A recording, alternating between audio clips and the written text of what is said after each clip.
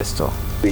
It's an abstract, and I think I would say it's based on our wits or our chances. It's a risk. First of all, you have to have general understanding of that industry to start with. Imagine you doing a transaction between Nigeria and China and it delivers within a space. How I got to make that money, the profit on it, I don't know. But you get faced with few challenges and you feel, oh, it's time to give up. Maybe this thing is not for me. It's not for any of us. Consistency, you have to be honesty, you have to. Business, people are being honest. I am Nigreria Entrepreneurial and I remain your host for the show.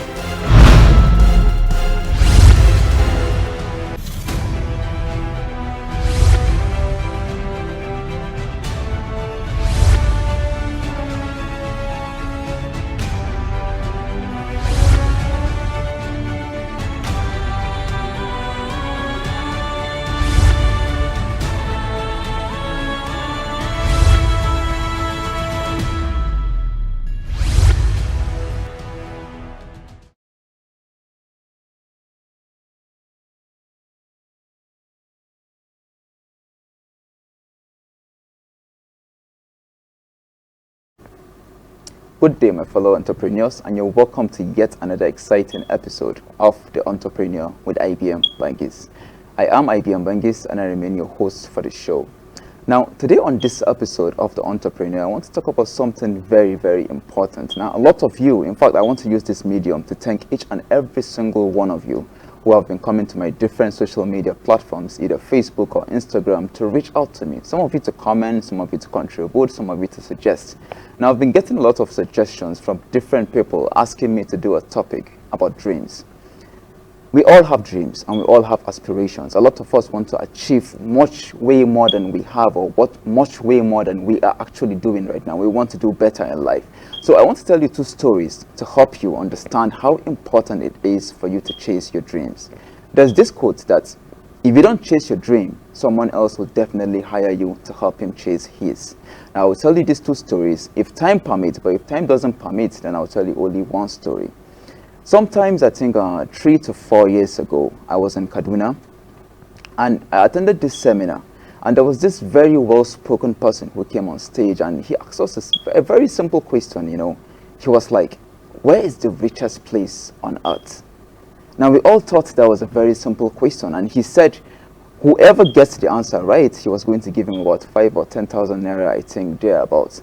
And a lot of people were guessing, well, the richest place on earth, it has got to be maybe Dubai. Some may say in the United States of America. Some may say in Russia. Some may say, no, it has got to be Saudi Arabia because of their oil and all, And after all our trial and errors, he said that wasn't the correct answer. And at the end of the day, he was now like, the richest place on earth is the graveyard. A lot of us, everybody just went quiet. The whole place was quiet. And then people now started to mumble like, okay, how can it be the graveyard? In the graveyard, all you have is just grave, trees, and probably grasses. So how can it possibly be the graveyard? And he went further to say that in the graveyard, you will find inventions that were never invented. You'll find movies that were never acted. You'll find songs that were never written. You'll find books that were never written, because those people didn't take the first step for them to help them achieve their dreams.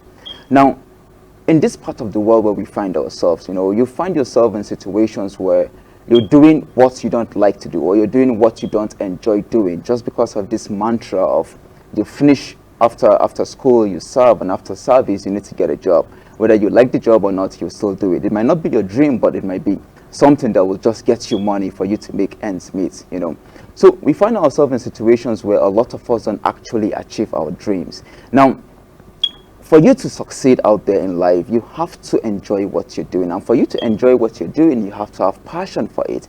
And for you to have passion for it, it needs to be your dream. So it is very, very important for you to work on your dream and get it out there. Don't deprive of that particular idea or an invention of yours that could change the future, or that could change the way we think. Now, I think because of time, I am not going to go on to the second story, but this first story is I just said it out there to help you understand how important it is for you to chase your dreams, for you to work on that goal or that aspiration that you have, because if you don't get it out there, then it is going to die with you in your grave. And that's why we said the graveyard is the richest place on earth. Now today on the Entrepreneur with IBM Bangis, I have an amazing guest here today with me. She's a fashion designer, she's an entrepreneur, she's a sportswoman, and she has achieved an incredible amount of success. But I won't be introducing her until after the break. So do stay tuned after the break. Okay.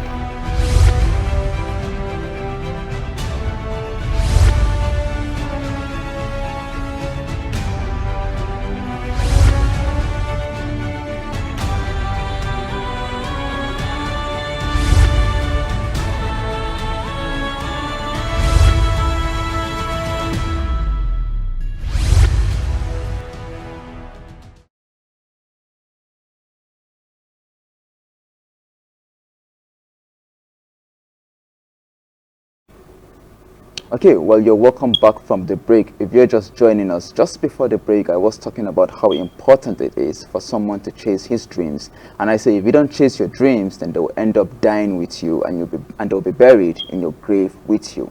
And that is why we call the graveyard the richest place on earth.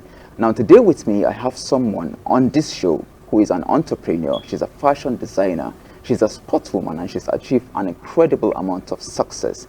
The person of Miss Ummi Al Hassan. So Miss Ummi, you're welcome to the Entrepreneur with IBM Bangis. Thank you.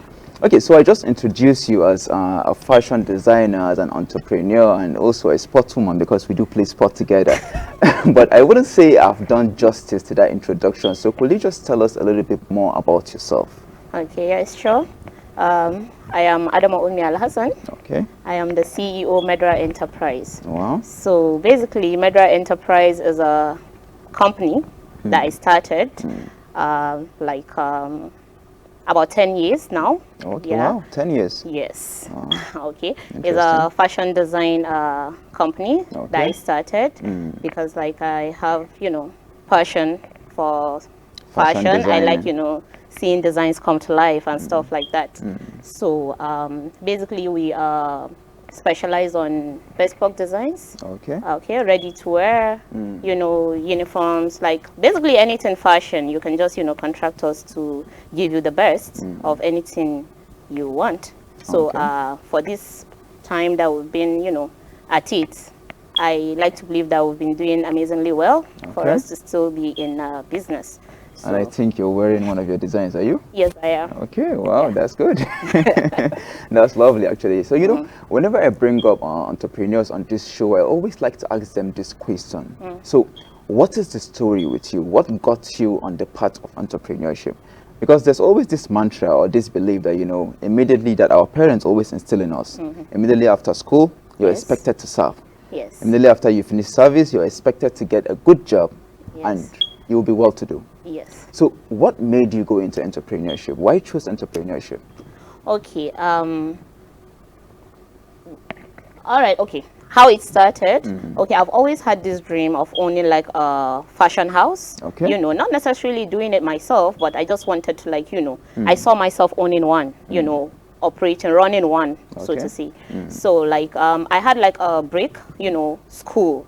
Some issues, let's not get into that. Okay. So and then one thing led to the other. I was having a conversation with my personal tailor, and then I told her that I think I should learn how to sew because like I had enough time on my hands. I should do something, And she said, yeah, let's do it. So we started, and then as time went on, the passion grew, and then I decided, yeah, I can do this. This is something I want to do. This is something I want to keep doing. Okay. Yes. And this is something you love doing, right? I love doing it. Talking about love now, what to you is the most exciting part of being a fashion designer?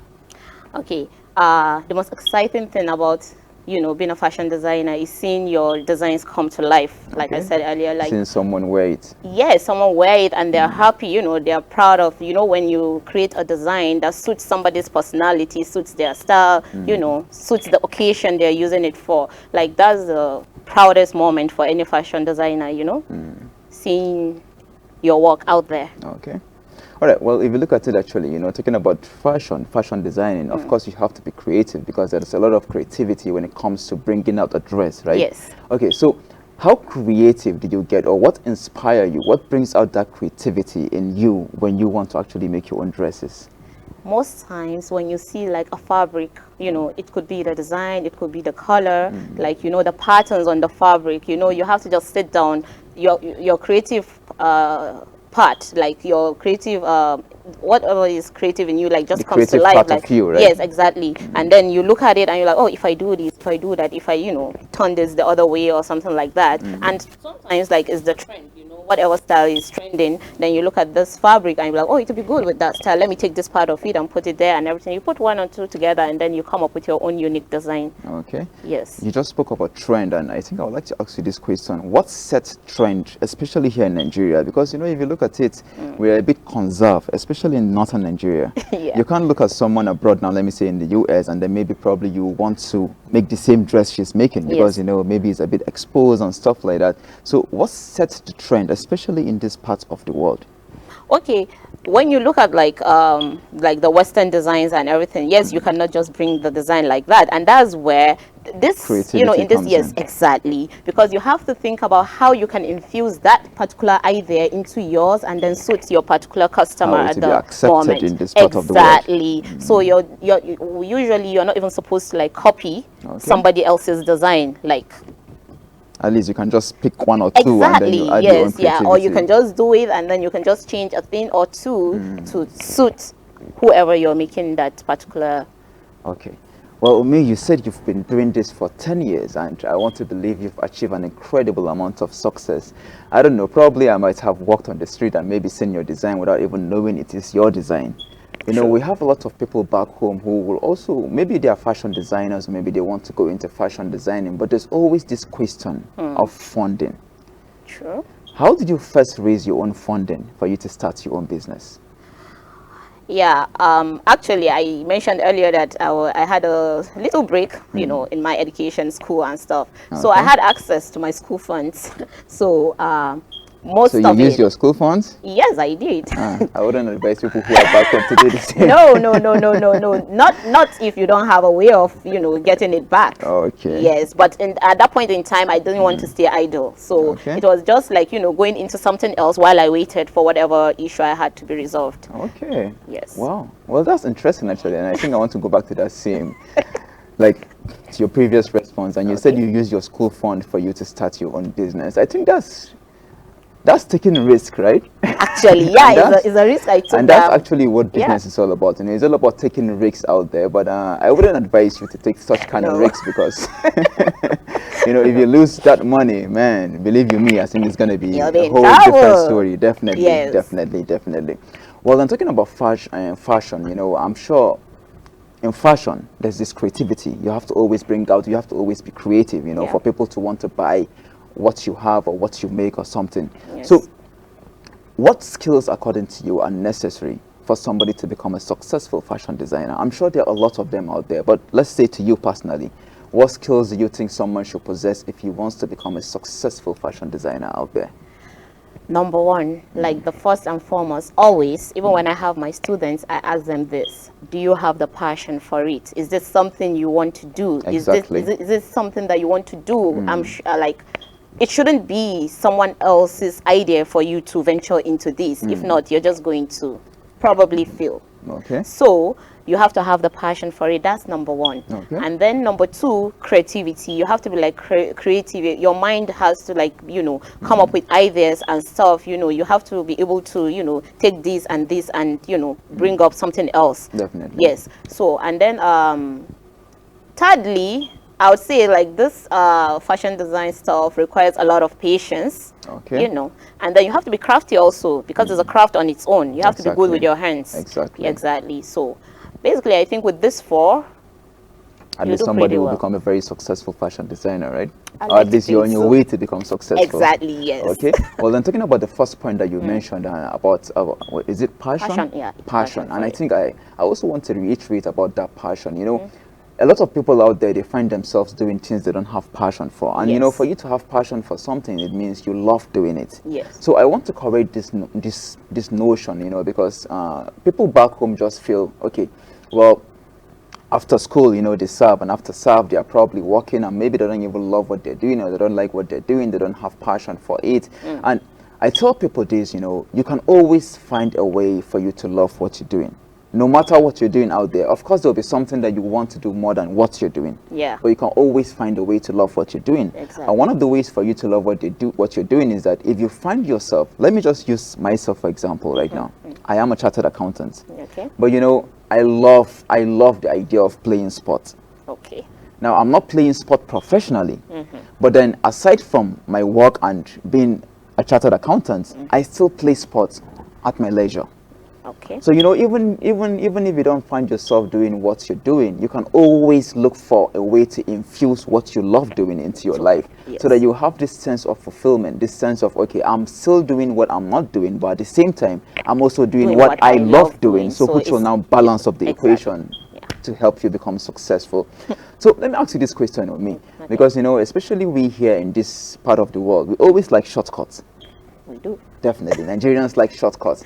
So, do you think there are some sort of winning formulas when it comes to becoming a successful fashion designer or a successful entrepreneur, or do you think someone has to go through the learning curve, or are there some shortcuts or winning formulas that I can just apply and boom, I'm successful tomorrow? That's quite interesting, because not quite long ago, somebody told me, they said there's no shortcut to success, but he disagrees. Definitely. Because there is. Oh, really? Yes. Okay. He said, this is interesting. according to him, the shortcut to success is having a good mentor. Because when you have a mentor, they already know where you're headed. They are already there. That's why you're going to them for mentorship, because you know where you want to go. So Definitely. you go to them because they are already there. So as they mentor you, they are showing you the way. They are not going to, like, you know, take you through the whole learning curve, because they are just going to, you know, point us Of course, how they'll to get just show there. you. So it's like you learn after you already know where you're headed, and Exactly. that's because they are there to help you there. Exactly. So according to him, that's the shortcut. But then getting that a may good not mentor, right? exactly. But then this is fashion design we're talking about. So there are some things that you actually do need to know the basics and stuff. You need to infuse your creativity into it. Exactly. You have to, you know, be there, you know, do it yourself, like know what it takes to be a fashion designer, know every aspect. That you can't know it all. Sometimes it's by experience and everything, but you have to be ready for it. And like I said, that was why I stressed on the passion, because it's going to get difficult. It's going to, like, you know, you feel like giving up and everything. The only thing, I don't know about others, but most times the thing that keeps me going is the passion. Because even when I get angry, I get, like, you know, tired and everything, I think, At least you tell yourself that I'm doing what I love doing. Exactly. Because that passion is what brings me back to the table to try to resolve whatever issue I am dealing with. Exactly. And you know, you did mention something very interesting. Now, you said sometimes you might get angry, sometimes you might feel like wanting to quit or something. Yeah. And I think it's the same thing for people out there, you know, in business. Now, there's this concept that we call beginner's luck. Yeah. You start a business, you know, for the first 5 years, if you can scale through the first 5 years in your business, you're expected to be successful.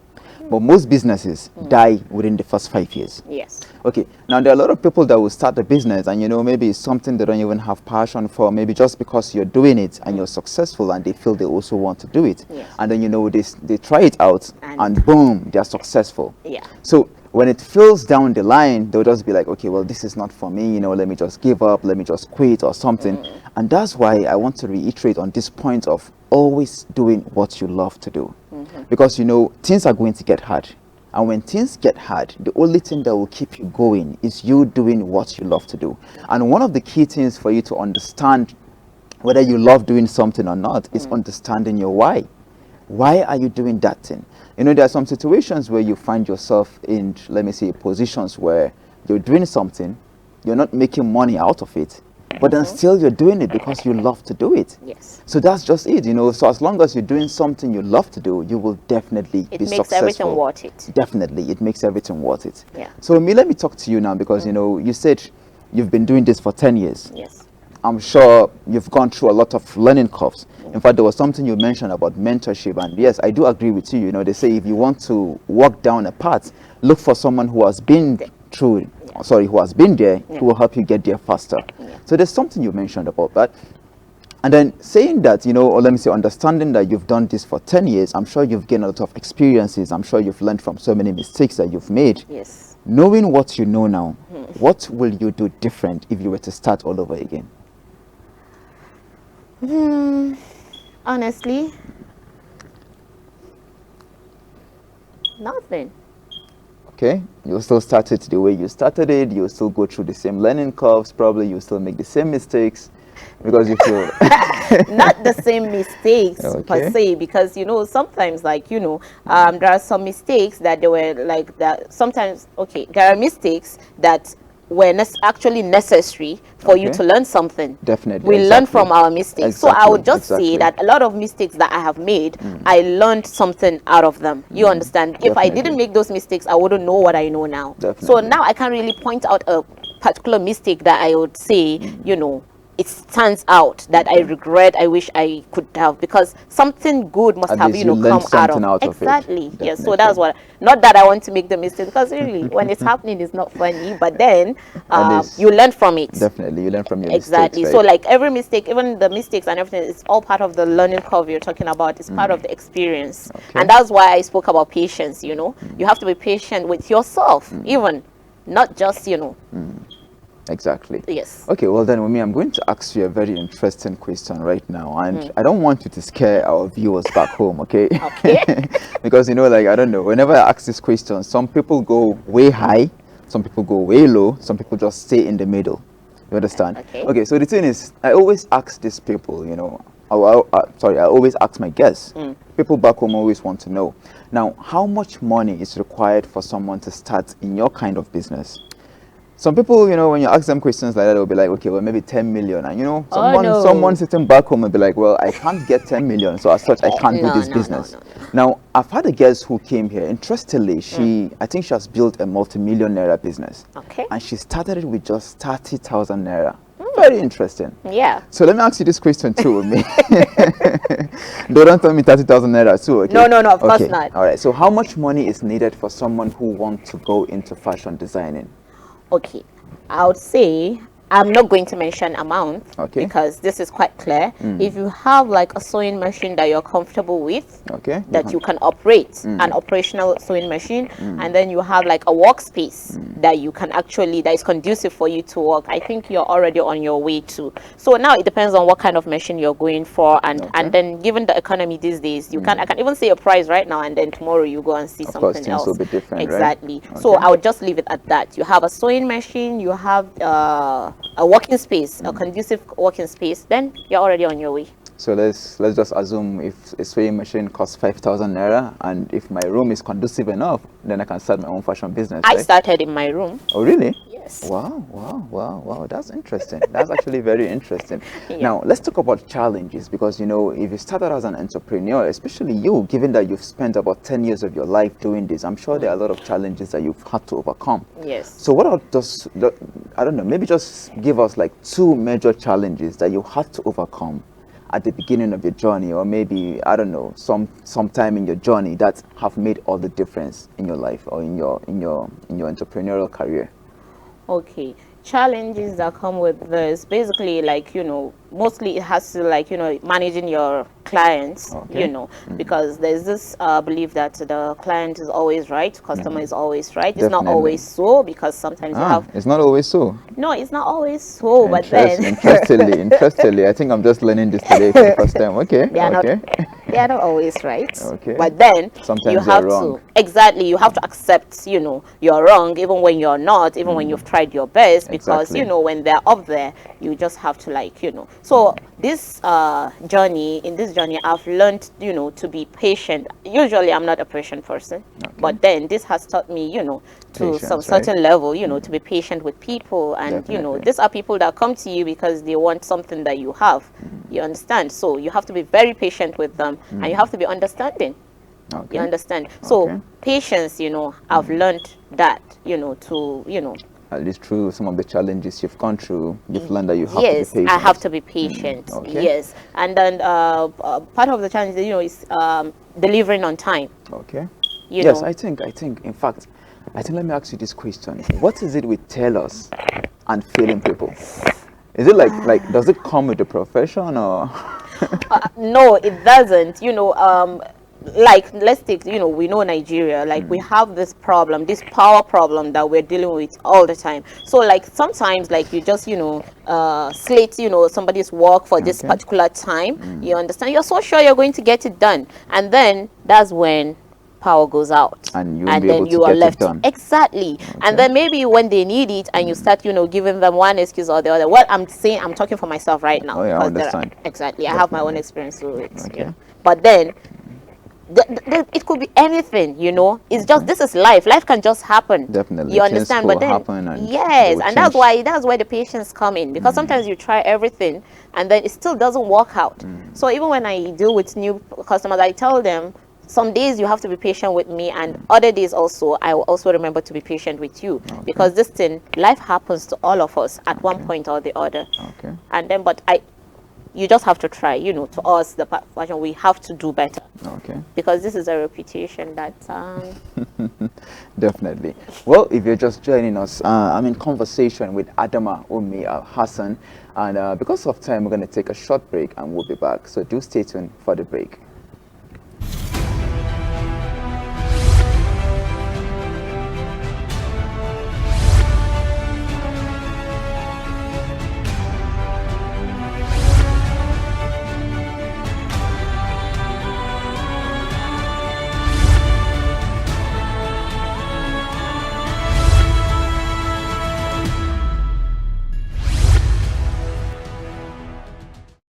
Why do you want to become an investor?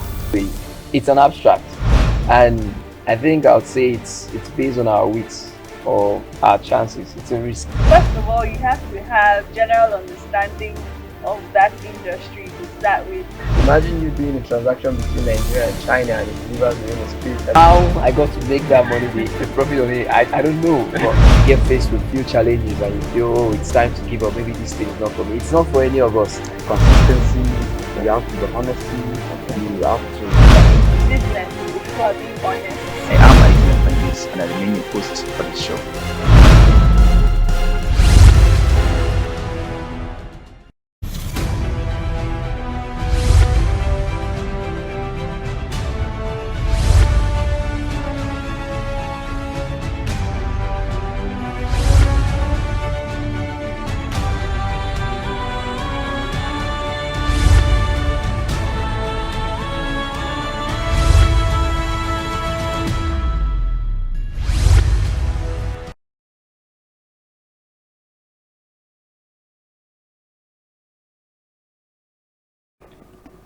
Okay, if you're just joining us, I'm having an interesting conversation with Madam Adama Umi Al Hassan about fashion designing. Now, Umi, you said you've been doing this for the past 10 years, right? And I'm sure you've achieved your success, and I'm sure you also have your goals and aspirations and things you want to achieve in life. So, where do you see yourself in the next 10 years? okay. Or where do you see your brand in the next 10 years? In the next 10 years, I see, you know, Medra, my brand, Okay. being like a name that will not require any introduction. A household name. Yes, that's where I see us being, you know, in 10 years. The likes of Louis Vuitton, Gucci, Nike. Well, Or is that too much? a girl can dream. Don't dream is too big a dream to achieve, you know. Okay. So yes. Okay, all right. Well, I that's want. very interesting. Well, like, I hope the same for you. And I hope that in the next 10 years, okay, in fact, before I hope, I think I should ask these questions. Do you only make female clothing, or is it No, plus? actually, male clothing, female clothing, children, kids, I hope in the next 10 years, everything. I'll be wearing, is it Mandra you call it? Medra. Medra. Yeah. On this show. Probably, Yes. maybe. all my life. All right. Well then, Umi, because of time now, I think we'll have to cut it short. But there's there's one more thing I wanted to do for me.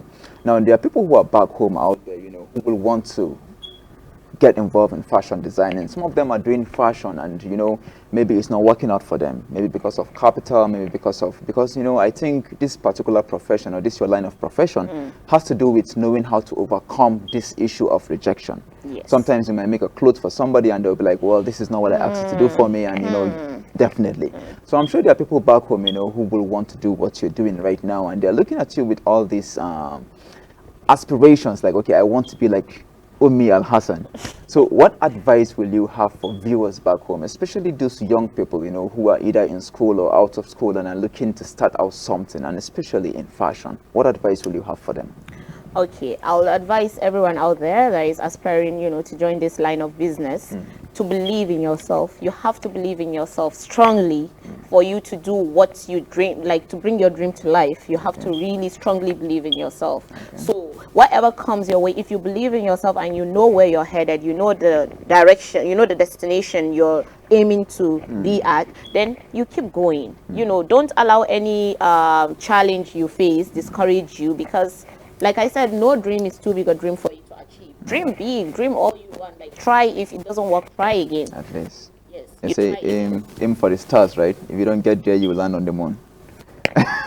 Definitely. So yeah, so just keep going, keep the drive, you know, keep going. Eventually you get there. Of course. One way or the other, you get there. So you just Definitely. have to have the passion, then you have to believe in yourself that you can actually bring these dreams, you know, to life and everything. Then before you know it, even if you don't, you even get there. Okay. Yes. All right. Well, then, thank you so much, Adamu Ummi Al Hassan, for this interesting conversation about entrepreneurship, about life, and about passion. Now, I'm talking about one more thing that you just mentioned right now, which is believing in yourself. And I think I just want to, let me say, dwell on this a little bit more better. You know, they said our mind is like a circuit switch. You know, the circuit switch that you switch on and off. And once you believe you're something, you know, you actually embody that feeling. Yeah. Imagine if you were to die today, and let's say tomorrow you wake up and someone just tells you that, you know, no, you used to be a general in your former life and you were controlling, like, let me say, millions of soldiers. You know, there's this way you take yourself. There's this charisma that you're going to have. So, you know, that's just the power of belief out there. So just the way she said, you need to believe in yourself. Whatever you're doing out there, if you don't believe in yourself, you won't succeed. But with proper belief, with the proper belief system in whatever it is you're doing, and tell yourself that you can do it. Because, you know, there are times when you will want to do something and every other thing out there will be telling you, you can't do it, you can't do it. Even your parents will tell you, well, you can't do this or you can't do that. But so long as you believe in yourself, you're on your way to achieve success on your goals, on your dreams or aspirations or whatever it is you want to do out there. So, Miss Ummi Al Hassan, thank you so much for being on the Entrepreneur with IBM Bangis, but because of time, we'll have to cut this conversation short. So, thank you so much for watching. I will see you next week. Do stay tuned for the next episode next week.